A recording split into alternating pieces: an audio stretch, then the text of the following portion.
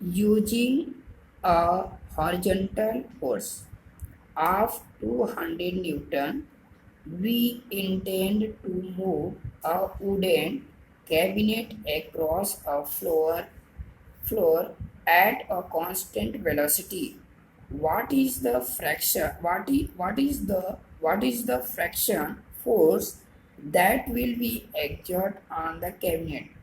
It means एक wooden block है जिस पर हॉरिजॉन्टली फोर्स 200 न्यूटन का लगाया गया है और वो इंटेंड करता है, मतलब बुला क्या है, चलने के लिए कोशिश करता है। Cabinet across a floor means उस फ्लोर के जो कैबिनेट है उसको पार करने के लिए एट ए कांस्टेंट वेलोसिटी से। What is fraction? आपसे ये पूछ रहा है कि फ्लोर एंड वुडन ब्लॉक के बिटवीन जो फोर्स अप्लाई हो रहा है, फ्रैक्शन फोर्स, उसका वैल्यू आपसे पूछ रहा है। तो will be exert on the cabinet, cabinet पर जो फोर्स अप्लाई हो रहा है उसका मान कितना होगा। This is wooden block, this is wooden block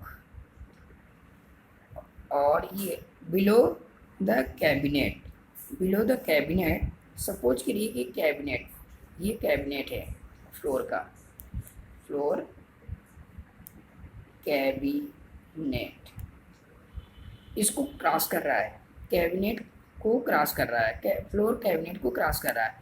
apply on the wooden block F equal to 200 newton, horizontally force apply हो रहा है, हॉरिजॉन्टली फोर्स अप्लाई हो रहा है वुडन ब्लॉक पर। Okay, v velocity means constant velocity से object wooden block intense होने के लिए तैयार है।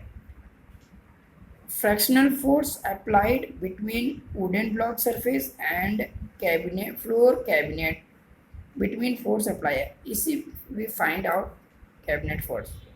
तो that's fraction force as the less fraction force less than horizontally force. Horizontally force 200 Newton, fraction force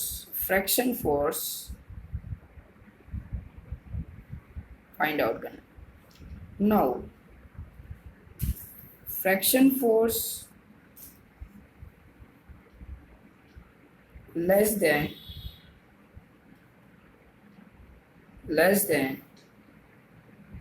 horizontal force. Okay, fraction force will be horizontal force less than horizontal force। कहने का मतलब ये है कि हॉरिजॉन्टल फोर्स से horizontally fraction force कम कार्य करेगा, कम होगा। क्यों होगा कम? क्योंकि जब बॉडी मूव कर रही है इसका मतलब है फ्रैक्शन फोर्स कम होगा, तभी तो बॉडी मूव होगी।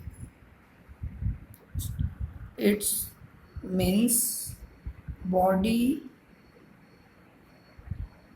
It's means unbalance force,